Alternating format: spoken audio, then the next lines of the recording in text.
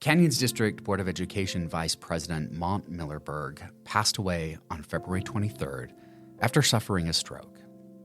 He was a Midvale native, a father of 6 and a grandfather of 16, and he had another on the way. Millerberg always saw the merit in helping future generations grow. I'm Jeff Haney, and I'm your host today for Connect Canyons, how we connect in Canyon School District. I'm joined today by Board of Education member Amanda Oakes, Canyon Superintendent Dr. Rick Robbins, and the Development Officer for the Canyons Education Foundation, Denise Haycock. We're remembering our friend, Mont Millerberg. You know, Mont was known to say, the magic of education happens in the classroom. It's an idea he took to heart as he worked tirelessly for decades to further the education of thousands of students. I met Mont when he was first elected to the very first Canyons Board of Education. That was in 2008. He had the responsibility with his fellow board members as starting this district literally from scratch. We're the first new school district to be created in Utah in nearly a century, and that meant he had to be a part of the group that hired our very first superintendent. He had the responsibility of hiring the very first administrators who laid the foundation for what we know now as Canyon School District. Now, he was reelected to his position in 2016 and again in 2020. He represented District 1, which covers mostly Midvale schools, which were so close to his heart. He was also a proud graduate of Hillcrest High. He was that guy in the stands cheering for the Huskies. And I always saw him at Hillcrest Theater Arts Productions. Not only that, he was a fixture in the Canyons Education Foundation, and he really was a driving force behind the start of that golf tournament. I have vivid memories of Mont at that golf tournament when we started it that very first year. You know, Mont's impact on education was wide-reaching, and his loss was felt by so many across the state of Utah, but especially here in the Canyons family. In this episode, we're talking about memories of Mont. Now, some of the people who are here today worked very closely with Mont. They worked with him for years. So we want to ask all of them to share how they knew Mont and some of the best memories. So, Mrs. Oakes, I know you served with Mont on the Board of Education. Tell me and tell the world, what was it like to work with Mont on the board? He was quite a force of nature. He was a force of nature. It's a good way to describe him.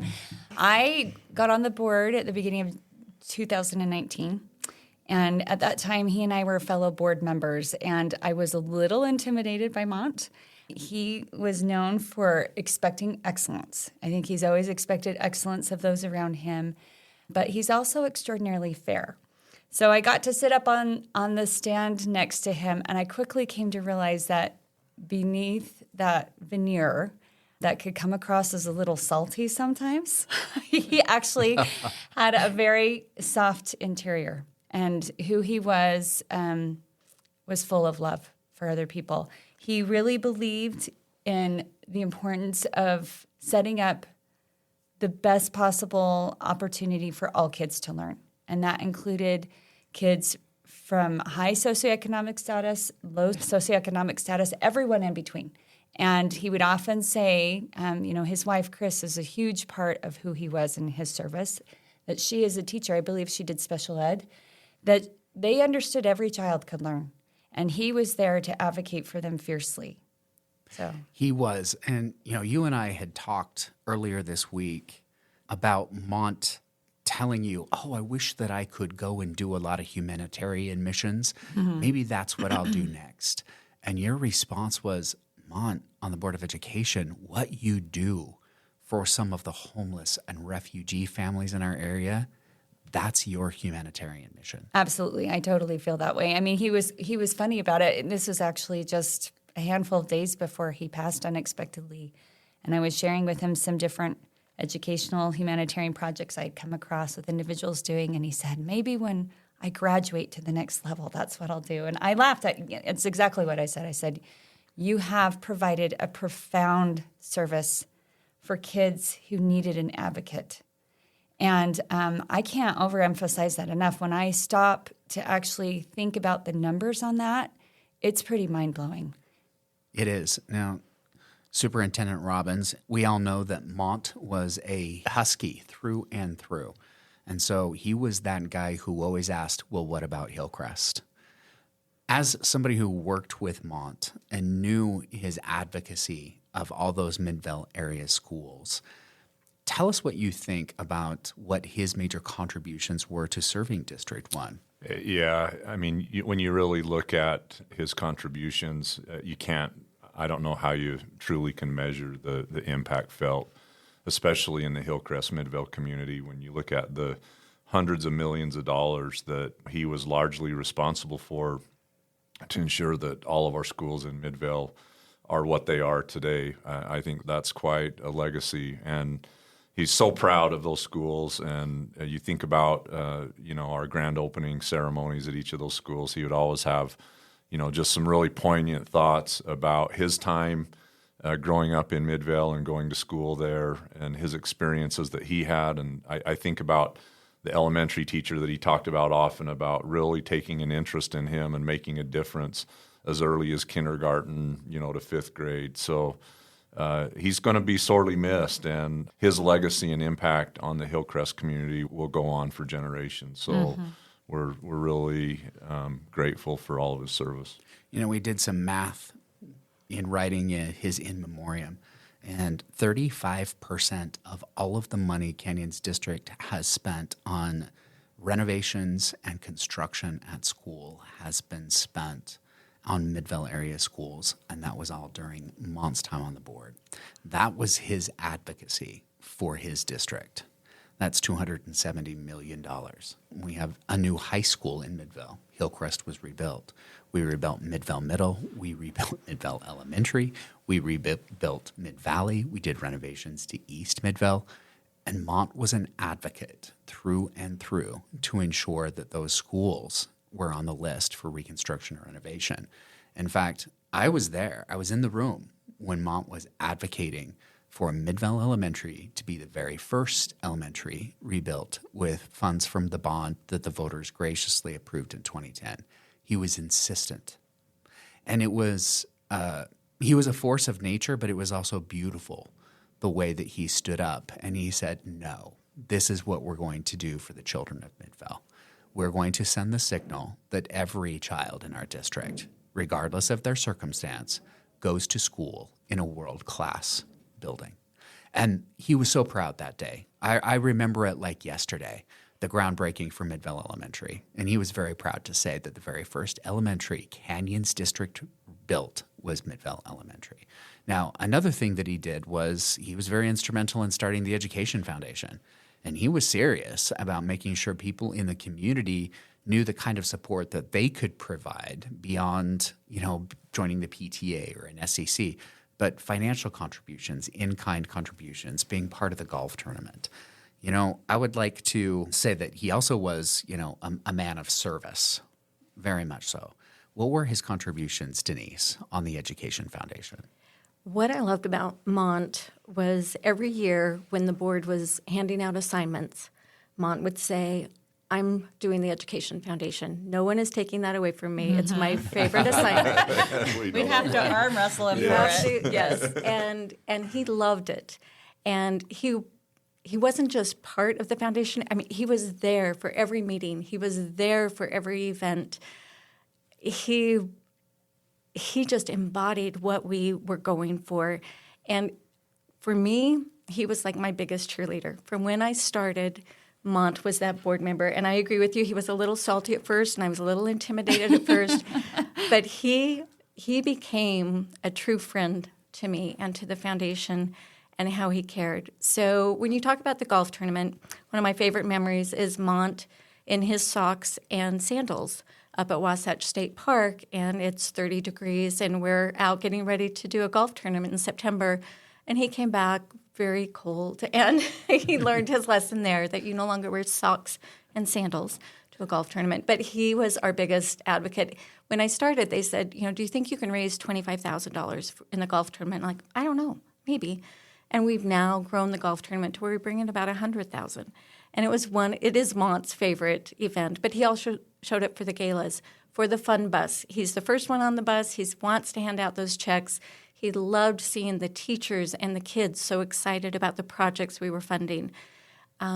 He was just a huge cheerleader for the foundation and a true mentor and friend to me. I vividly remember Mont at that very first golf tournament, looking out at all of the people who'd come to support the very first golf tournament and the big smile on his face. And he returns every year. We have great photos of Mont because he was a good golfer. And, Yes. Very much so. he loved being out there golfing, but he also loved being golfing because he knew it was supporting the children in the Canyons District. And he would wear shorts no matter what the temperature was. In fact, one of my favorite first memories of Mont was when we arranged our very first Canyons District night with Real Salt Lake at Rio Tinto. And we had arranged the board to bang the gong, which kind of signals the start of the game. That's a tradition with Real Salt Lake.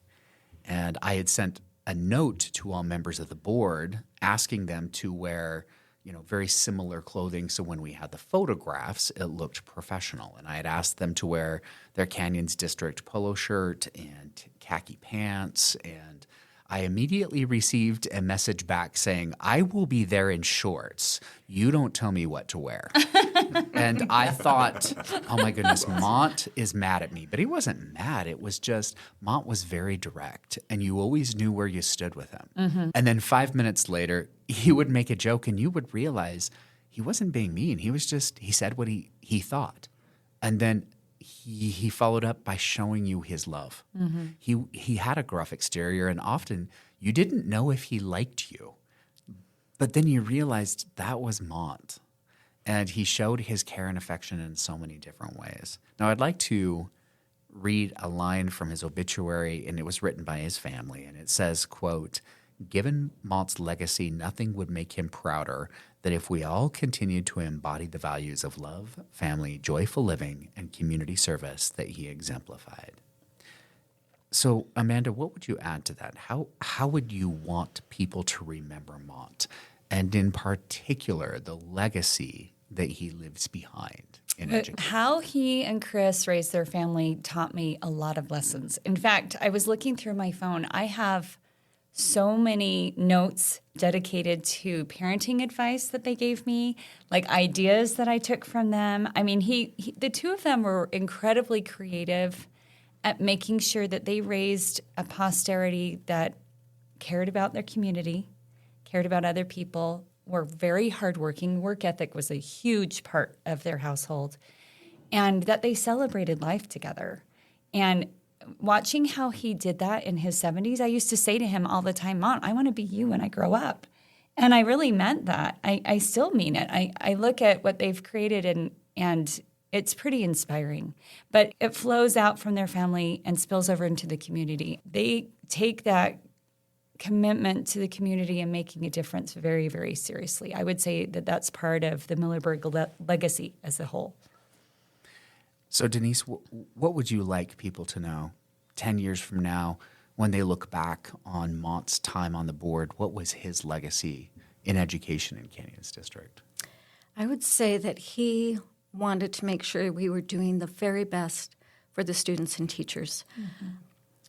And he would fight for that, like more innovation grants, more scholarships, more, how can we do more and more and more? And also his kindness in recognizing the work that was being done. After every event, he would send me a text message. Thank you so much. This was awesome. Loved it. I love Kris. She was our biggest winner of auction items. It was her blank check. Yes. And Mont, every time, he's like, what did Kris win this go-round? And so I just love that camaraderie and the true caring and love that he had and how he shared that and showed you that he appreciated what you did. Dr. Robbins, answer the same question. Yeah.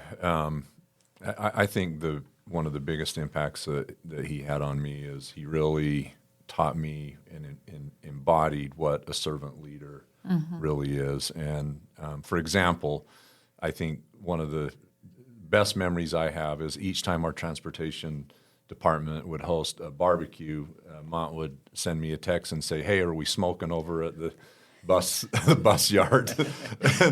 and to go over there early in the morning, and there's Mont with his cooker and his smoker, and he's got all that meat laid out that he'd been working on for hours, and just the smell and the camaraderie. Our drivers would show up, and he's there serving food. It really taught me a lot about, this is what it means to be a servant leader and really care about the people that you serve. And I'll miss his honesty and candor. I think Amanda really hit on that. He had this very special gift and a balance of being able to be very honest and direct, but also he had a candor and a love that came with it, and I'll miss that. Yeah. I once heard that the genius of communications was to be totally honest and yet totally kind at the same time. And there were many times that I interacted with Mont and walked away thinking, that's the genius of communication right there. It's so interesting that you mention the smoking out behind the bus barn, because he'd say that to me all the time. And he often did volunteer to do a lot of cooking at the grill. Yeah. My favorite memory as we wrap this up is when we opened up Midvale Middle School. We had a back-to-school night for the entire community. And Mont and I cooked more than 1,000 hot dogs at a very hot grill for everyone who came to the back-to-school night. He and I stood shoulder to shoulder and just manned that grill for as long as we could.